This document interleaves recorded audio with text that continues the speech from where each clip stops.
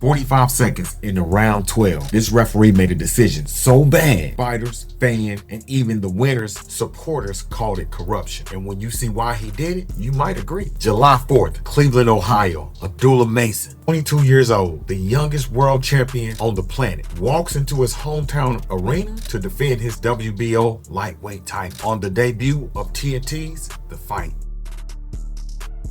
This was supposed to be a coronation, a victory lap, fireworks on the 4th of July. Instead, a 6-foot lightweight named Albert Bell, a late replacement with nothing to lose, walked into the ring and turned the Golden Boy's homecoming into a live televised nightmare for 6 straight rounds. And what happened after that is the reason the entire boxing world is at war in the comments right now.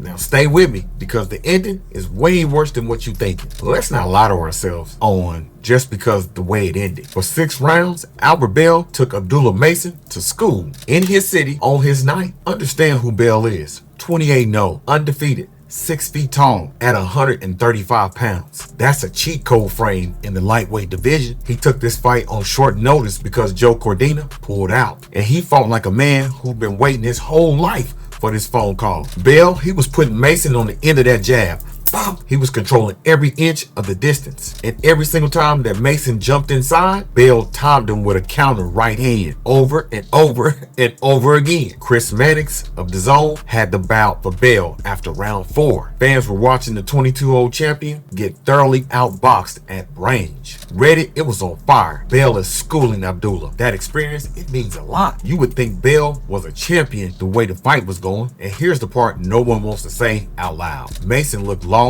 No head movement, nothing but power shots. Mason was getting clipped every time he stepped in. Through 6 rounds, we was not watching a title defense. We was watching a career derailment, an upset in real time. But remember what I told you about 12 rounds, because what Mason did next is the only reason that this moment exists.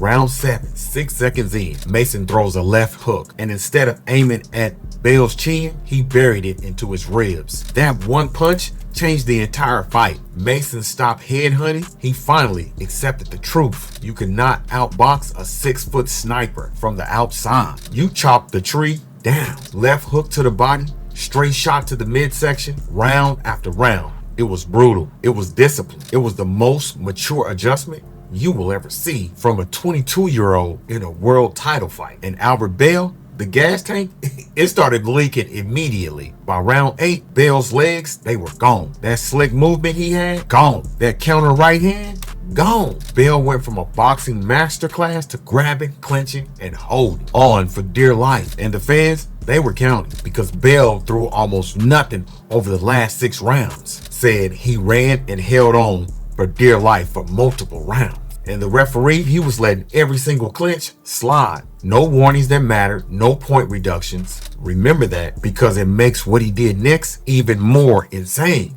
Round 9, Bell, he hurt to the body. Round 10, he's bloody and exhausted. Round 11, Mason walking him down like a hitman. The kid who was drowning through the first 6 rounds had completely taken over. And that brings us to the moment.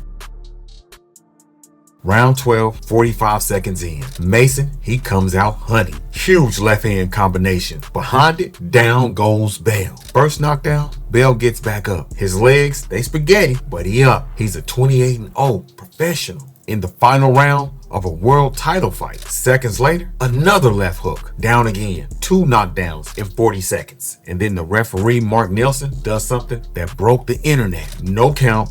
Not 1, 2, nothing. He doesn't look in Bell's eyes. He doesn't ask him a question.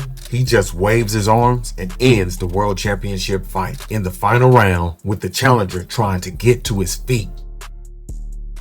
Bell was furious, and within seconds, so was everyone else. One fan tweeted, "Might be the worst stoppage in boxing history." Another wrote, "Ref cheated, didn't even count him." And the darkest one of all, the ref didn't even count. He just said, "Forget it. My parlay needs to hit." Even Mason's fans were disgusted. What a way to ruin an amazing comeback by Abdullah Mason. Now, let me give you both sides because that's what we do here. Was Bell going to survive? Probably not. He had thrown almost nothing for 6 rounds. He was hurt and Mason was closing like a freight train. The first knockdown probably sealed the scorecards anyway. One card had it 105, 104 going into the 12th, so a 10-8 round wins Mason the fight, even without the stoppage. But that's exactly why the stoppage was unbelievable. Nelson, he didn't save Bell from anything. The fight had 2 minutes left max. What he actually did was rob 3 people at once. He robbed Robert Bell